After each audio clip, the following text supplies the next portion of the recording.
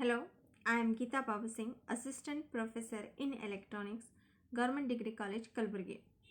I am welcoming you all once again to this session. In previous session, we discussed on bridges, in which we talk on types of bridges. In today's session, we discuss on routers and the routing concepts. So routers as defined, a router is a networking device that forwards data packets between computer networks. That is the between in the sense two different lanes with two different lanes. When two different lane wants to communicate with each other, they need router in order to do communication with each other. A router is connected to at least two lanes, uh, that is two networks. Commonly we are calling it as lanes or vans or lanes and its ISP networks. So a router is a three-layer device that routes packet based on their logical address. A router normally connects LANs and WANs in the internet and has a routing table that is used for making decision about the route. The routing table are normally dynamic and are updated using routing protocols. Below figure shows a part of internet that uses routers to connect LANs and WANs. This figure can be understood with a simple example. Suppose in our office we have 50 computers. 50 computers. If we want communication among 50 computers in a lane, uh, uh, we are connecting them to switches. That is, along switches we are connecting the 50 computers. But if we want to interconnecting among 50 computers in in them, we have to establish a communication from our lane to external, that is internet. So for this purpose we are using our routers. So as we know, when independent networks or links are connected together to create an internet work, routers route packet to their final destination, allow different network to communicate with each other. A router creates and maintains a table of available routes and their condition and uses this information to determine best route for a given packet.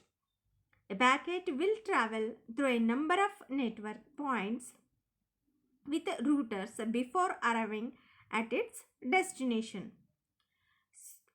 Next is there can be a multiple routes defined. The route with a lower weight or metric will be tried first. Let us see a simple block diagram of routing in which we are connecting a source host piece to router 1, then to 2 and 3, then finally that is a destination host PC. A host, that is nothing but a source piece. A host is or a router has a routing table with an entry for each destination or a combination of a destination to route IP packets.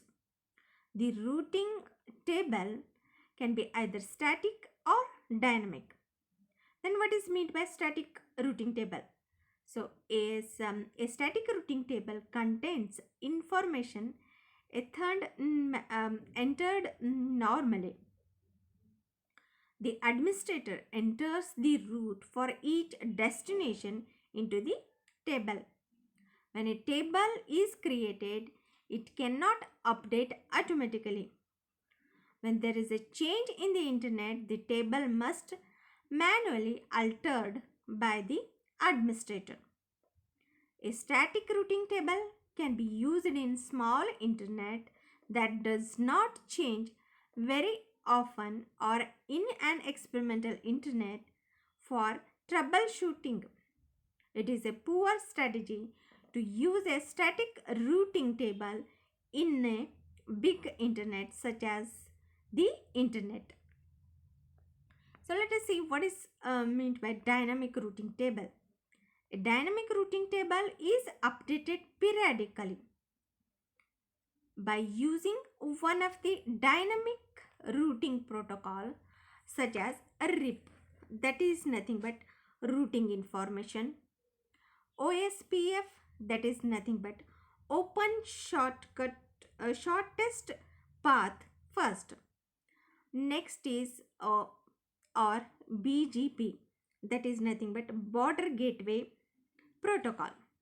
Whenever there is a change in the internet, such as a shutdown of a router or breaking of a link, the dynamic routing protocol updates all the table in the routers automatically. The router in a big internet such as internet need to be automatically need to be updated dynamically for efficient delivery of IP packets. So now we understand what is the difference between static and dynamic routing table. So as we told, static routing table contains information entered manually by the administrator, whereas in dynamic routing table it update itself dynamically, automatically. So let us understand this the next slide, in which we have the routing figure, that is in which we have we have the forwarding process of packets arriving at R1 as shown in this block diagram, with the destination address, that is 180 70 65 and 140 as shown in below table. So if we want to forwarding process, if packet is arriving at R1 with destination address, it is given that is 180 70 65 140. The router performs the some step. For the first mask, that is the first mask is applied to destination address. The result is 180 70 65 128, which does not match the corresponding network address. Next step of router is the second mask, that is 25, is applied to destination address. The result is 180 70 65 128, which matches the corresponding network address. The next hop address and interface number M0 are pressed to ARP for further processing.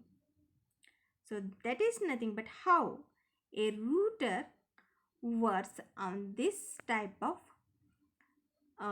packets, that is nothing but addresses, network addresses.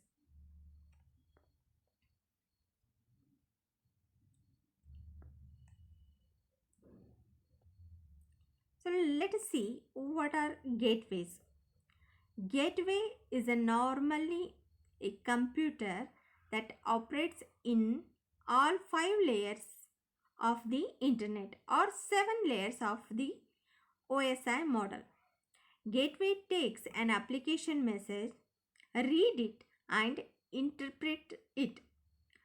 This means that it can be used as connecting device between two internetwork that uses different models. For example, a network designed to use OSI model can be connected to another network using the internet model. The gateway connecting the two systems can take a frame as it arrives from the first system, move it up to the OSI application layer, and remove the message.